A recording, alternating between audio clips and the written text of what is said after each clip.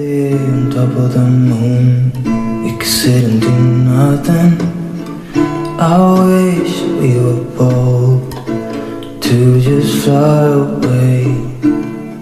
I don't wanna care. This is your girl Agnes Masharia, so excited this afternoon to introduce to us our next guests. So excited to, and I'm also honored to be hosting a guest that I really looked forward to hosting. I won't lie to you, my people, I have prayed about this, and for me this is an answered prayer.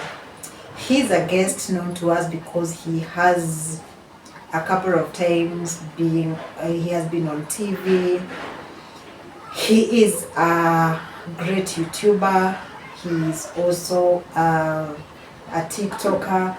He is a celebrity, as a matter of fact.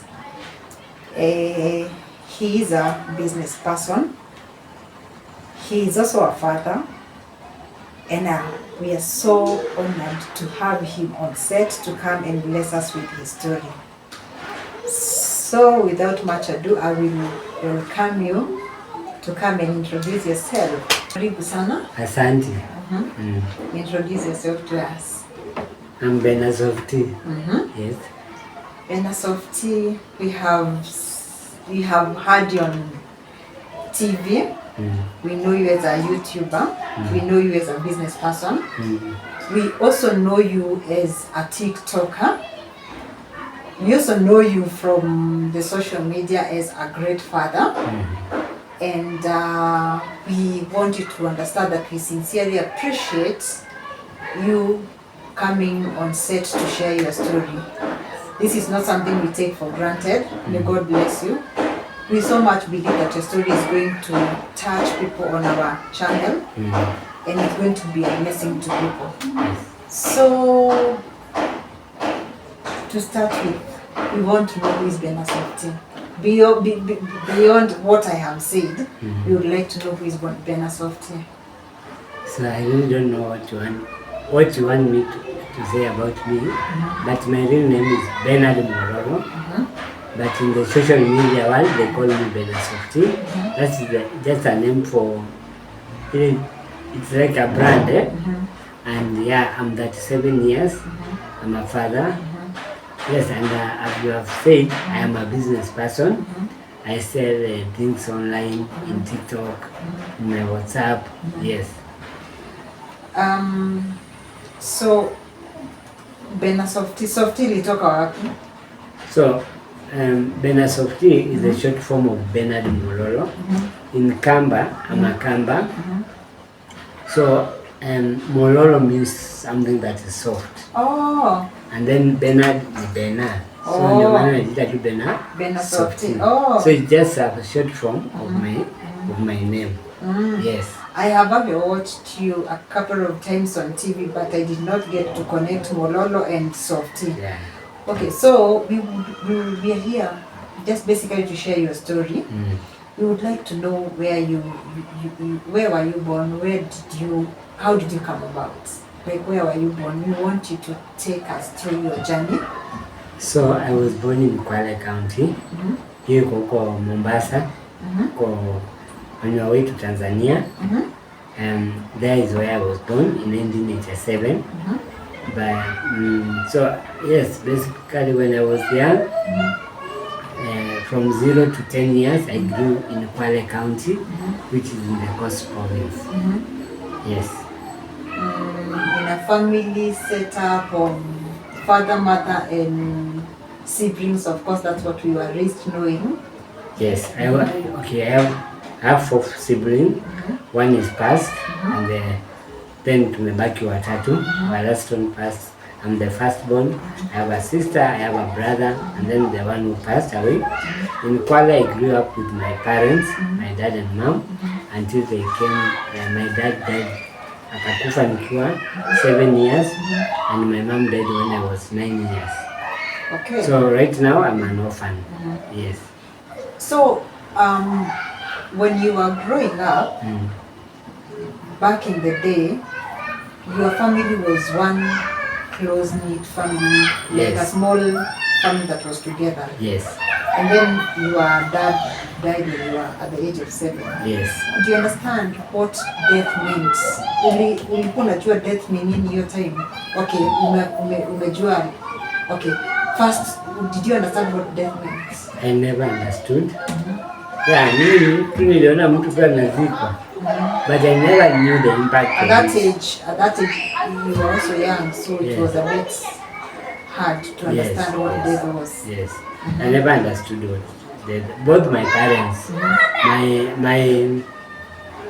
my dad and my mom, I never understood. But niliona tu wanazikwa. So, but niliambiwa wamekufa. Nani alikwambia your dad was gone? My dad, it was my mom who told me. But my mom, it was my uncle, the brother to my mom. Yes, he's the one who told me that mama amekufa na hatarudi tena. Yes, but it never hit me. Imagine haikuni hit like nimekuwa orphan. No, it never. You did not get to understand the weight that came along with that statement. Now you are an orphan. So you mko Kwale County. Yes. And then what was the next step? So after my parents died, they were buried there. Yes, they were buried there. That's where the other bigger family is. No, hiyo ilikuwa shamba ya baba yangu na mama yangu. So walizikwa kwa shamba yao, si ati ya babu ama nani yao. So my mom and my dad are the ones who are buried there. Because the shamba was for my dad. No. In short, it was not an inherited piece of land. It is a piece of land that they bought. For my dad, yes. Okay. They bought together. So after walikufa my relatives, wakaona the best thing is to take us to a children's home. Because number one, when my parents died, mimi nilikuwa nakuwa msikili sana. So my relative discovered that I'm HIV positive. So hakukuwa na madawa. I think my dad and mom walikuwa wamewaficha. So my other two siblings walikuwa sawa, but me and our last born, we were HIV positive. So our relatives hawangeweza provide hizo dawa za ARVs. So they had to look for somewhere where we can get those medicine. And number two, pia hawangeweza provide mambo ya school fees. Unaona sasa mama yuko, dada yuko, tumeachwa huko na shosho, my uncles are working in Nairobi. So they looked for us for a children's home in Nairobi. So wakaambiwa for the two of us wenye wako positive, they take us to children's home zenye zinadili na watu wako positive. Na hao wengine ndio walikuwa sawa waende kwa children's home wenye wako sawa. Yes. So in short, you were separated? Yes, we were separated. But sisi wote tulikuja Nairobi. Yes. Different children, like two different. Two, yes. Two went to one children's home, two went to the other. Yes. Okay. So we started our life kwa children's home with my sister, but my sister akalemewa na hiyo status ya HIV, akashikwa na meningitis. Because I think she was young na immunity yake haikuwa strong kama yangu. So she passed away. She went there, I think it was 3 years. Yes, it was 3 years. My dad akikufa, my sister was 1 year. Huyo mdogo. So I think akikufa, alikufa tukiwa kwa children's home na yeye. So when she died is when we reconnected with my other siblings, because walikuwa watafutwa wako wapi nini. So they came to the burial. Yeah. But after there, hakuna mwenye amekufa mpaka saa hii. Na sisi wote ni wazima. Yeah. Okay. So now we are in like two, you have been divided. A set has been taken to a children's home that deals with people who are HIV positive. And then another set has been taken to another children's home when the two were negative. And you grew up, you went to school. Now let's focus Ben na Softy. So you went to school in that children's home. And you cleared high school. All this time you were in children's home. Your family used to visit or anything? Yes. They used to visit? Yes, my uncle used to visit. From the paternal or maternal? from paternal. The maternal si ya mama. So the maternal hawakuwa very focused na sisi kama the paternal, unaona. So the paternal are the ones who were in charge of us, na walikuwa wananitembelea. Kwanza after the death of my sister, walianza kunitembelea sana. Yes. So they used to visit you? Yes, they used to visit me. So, okay, in one way or another, unaweza sema hawakukutupa. Yes. As much as they took you there, they still used to visit. Yes. And they also used to visit the other 2 kids. Yes. So, fast forward to you have cleared school now. And we know you went to college. What did you study in college? IT. You did IT. Okay. So you did IT and you managed to secure a job. Yes. All these courtesy of the children's home. Yes. So so now you have matured, you have cleared school. You are this person who have cleared school and you have looked for a job. And you are now on your own. You're in Nairobi. You are on your own. Did anyone try to reach out for help to kusaidia jisimamishe ama you also struggled on your own? So when I finished school, I was very lucky. Nilipata kazi na the same children's home. So when nilimaliza, luckily kuna mtu alikuwa ameresign kazi ya IT kwa hiyo children's home. So I was called in to assist kama intern. So nikaenda hapo kama intern to assist for them as they look for another person. So nilikuwa kazi yangu ilikuwa kufundisha watoto computers, IT ni mambo ya computers, kucheck kwa maofisi huko kama kompyuta imeharibika na sabisha. So nikifanya hapo kwa hiyo children's home walikuwa nataka mtu ako na degree na mimi nilikuwa na diploma. So what they did, kulikuwa tena na project nyingine yao ya community. So they took me to na huko kwingine walikuwa nataka mtu wa diploma. So when tulipata mtu wa degree nikamwachia hiyo kazi, sasa nikaandikwa full time kwa the program. Nikaanza kuifanyia hapa decorate. Yeah, so nikakuwa kama data officer sasa. So, on this channel, I know you have watched us before. We have always wanted to address the pains of orphans, especially people who are left at a younger age. Are there things you went through as Bena just because you are an orphan and not because of any other thing?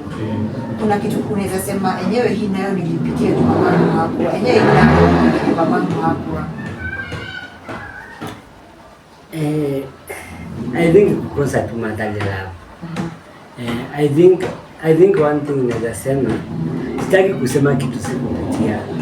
I think one thing naweza sema ilikuwa tunakwenda, I was surrounded with people when walijaribu sana kufill hiyo gap. No, the children's home. Yes.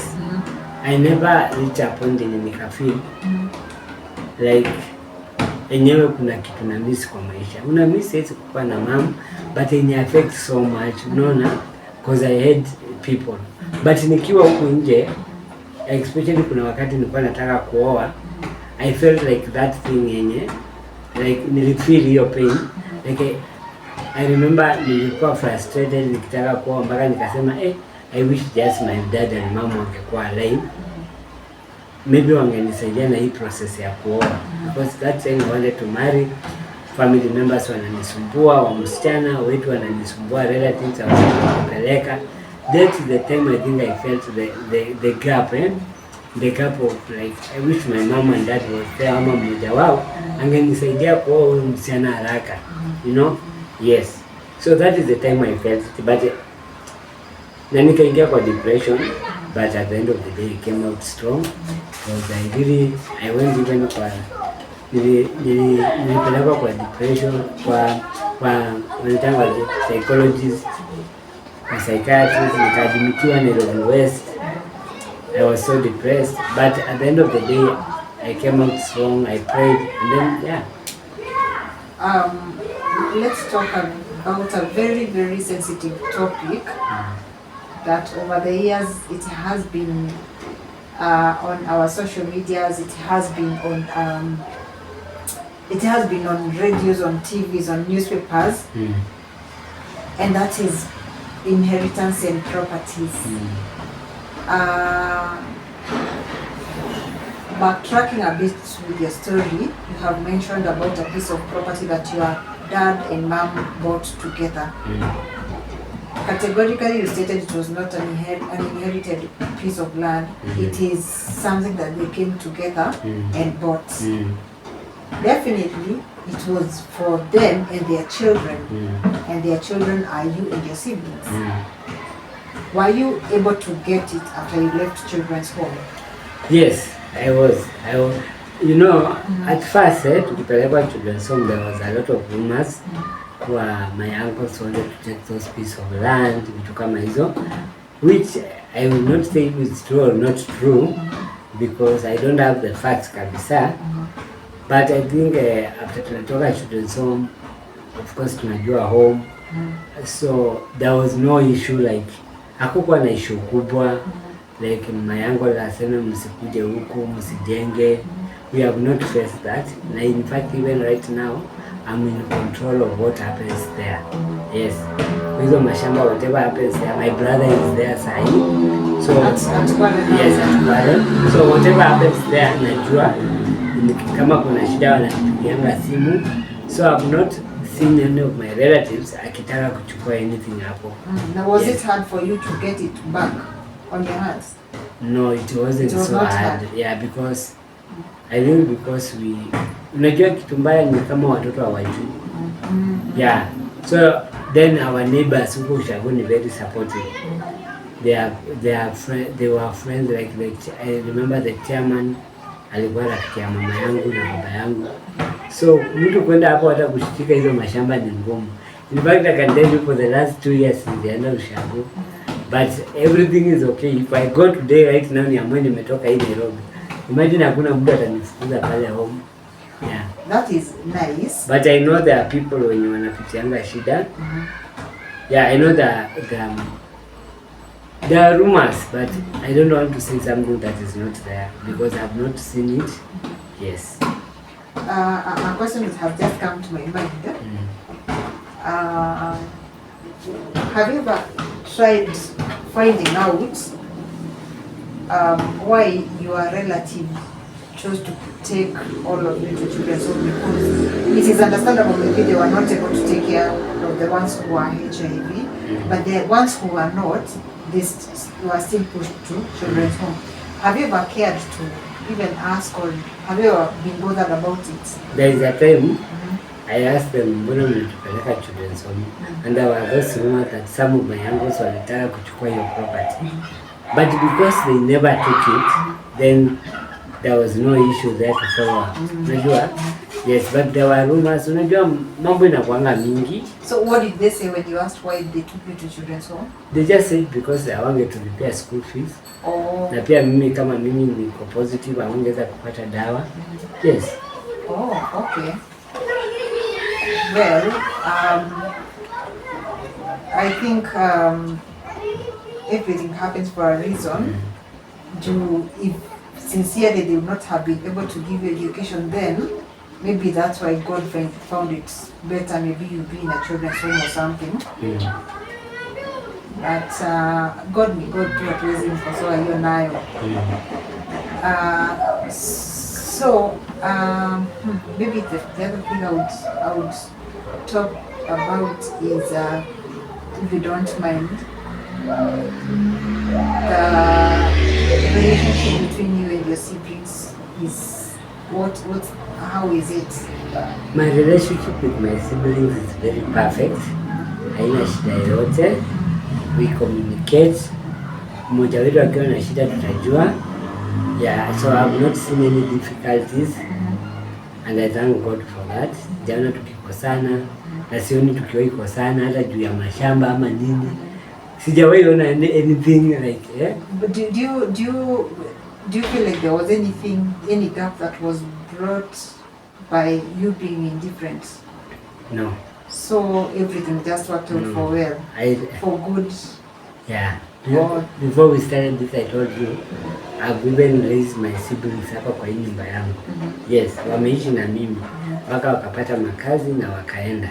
So hakuna like hatujawahi kuwa na hizo stories za migogoro zenye ma siblings wanakuanga nazo sijui nini nataka hii, haijawahi fanyika kwetu because we are all mature and we talk and we will ask you kama ukileta hizo issues, I will ask you what is the reason why are you bringing this or what reason. Najua watu kuingia wanadanganyana sana. You just need to ask, this is your dad, this is your mom, she's my dad, she's my mom, so why are we quarreling? Alinunua hii tulikuwa tunalelewa pamoja, so what is the difference right now na yenye hawakuwa? We are I think we are mature sisi wote watatu, and yes, we know what we want and we support each other and we are there for each other. Mmoja wetu akiwa na shida we will communicate through. Yes. Yeah. And if you also don't mind, we can maybe mention, you have mentioned about your HIV status. And as I know you, I got to know you from, I would say from our TV set, I mean from Citizen TV to be specific. And since then I have been following you and I have realized that you are very, very, very vocal about your status. You don't hide, you don't mind. It's like it then affects anything about your life. I would say it's almost like a by the way. True? Yes. What made you get that peace of mind to that extent? Like uko tu sawa, hiyo si kitu. Like you are so much at peace with your status. And you also don't fear talking about it. Maybe you can talk to us about it, about that. It is because I saw people facing stigma. You saw people? Facing stigma. Watu wananeglectiwa juu wako positive. Pia mimi nishawapitia. I had my first girlfriend mwenye alikuwa HIV negative, and when I told her my status, she really discriminated me and I felt it. That by the time I realized, kumbe nakuanga positive, and I felt the pain of being positive, and that is where I missed now my parents. Niwaulize sasa mbona niko positive, but because of that experience I decided to talk out, because by the time nikuje kuwa na girlfriend I was around 24 years. So I was like, hii miaka yote nimeishi nikiwa na HIV, hakuna mtu ashawahi ni discriminate. Why are you discriminating me? HIV haiui, niko 24, niko alive, why are you discriminating me? So there is the time I felt like, nilisikia hiyo burden. So when I started talking out, because ilinipatia stress, nikarealize kumbe ni watu wengi wana face hii kitu. So I decided, hey, can I talk about it? And I went to Facebook, I talked about it, nikaitwa kwa TV, and the rest is history. And I've inspired so many people. Na I thank God for it. Mi sionangi big deal kuwa positive. I'm here, I'm healthy, and I'm doing my things. Yes. One thing you mentioned to me is that the first time you went public and you featured on NTV was like 14 years ago, right? Yes. And interestingly, that's not the time I got to know you. I got to know you from Citizen TV. Yes. That was many years later, and I would say a couple of, that was last year. Yes. That's when I got to know. So it's I think it was last year, May. Mid last year, or maybe early last year. So going with that, it is okay to you. I would say that's a topic that is a very, very sensitive topic in the community even today. When someone looks at you, they wouldn't even think you are HIV. And I would say, having followed your journey, I would say you have been very, very instrumental in telling young people HIV is not a sickness. It is just something that you can live with. and it is all okay. And I would say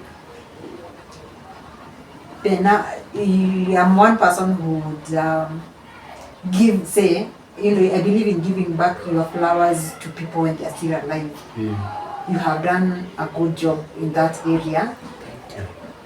You have inspired many people, I would say. You have, I would say you have not withheld the fact that you are a blessing to so many people. You have chosen to be HIV, look okay, walk around doing stuff, and not inspire anybody. After all, this is your story. Yes. But you chose to take a different path. So, when you're still alive, take your flowers for a good job. You're welcome. So, Bernard, I must say I am very, very inspired by your story. Maybe if you don't mind, I would request you to share or to give us your parting shots. So what I will say, number one, if you are an orphan, please take heart. Everything is possible. Make God your father and mother. Bible inasema, our father, God is the father of orphans and widows. He is the only person who can heal your heart to be where you want to be in life. Just because you have lost parents doesn't mean it's the end of the life. You just need to pray, seek counseling, and seek psychological support. Okay? Number two, if you are HIV positive, I just want to tell you that it is not the end of life. Take your medicine, focus on building yourself, look for something to do, sika hivyo, and when you are stressed, look out for somebody. In all this, what I'm trying to mean is, if you are stressed, you are feeling like life wanna give up, because each channel you have encourage watu, make sure you seek support, speak out. Don't usikae hapo uwezi ongea. Unaweza dhani shida zako ni mingi, but kumbe huko nje watu wamepitia mambo mingi. Unaona? But we all of us depend on God, and He is the healer of everything. And the reason I'm talking about God is because I've experienced it. Sometimes sisi binadamu hatutosheki, but when there is God, utatosheka, imagine. Na utakuwa tu sawa. Shit happens in life, but it doesn't have to bring us down, it brings us up. Yes. Thank you so much. May God bless you. Yes. That has been his story. I must say I'm very, very inspired. If you look at his story, he has every reason to give up, but he has not given up. He's a great father. He's a business person. He is actually an IT specialist and doing fine. He's a YouTuber, doing very well. By the way, go subscribe to his YouTube channel. He is also a business person and a TikToker. You can follow him on TikTok, Benasofty. You can also promote him, place order. He's a faithful person. I know once you make your payment, he makes delivery safely, and God will definitely be a blessing to you. Yes. Bye bye. Thank you so much. Being I'm good alone. I'll be okay, miss you like an old friend.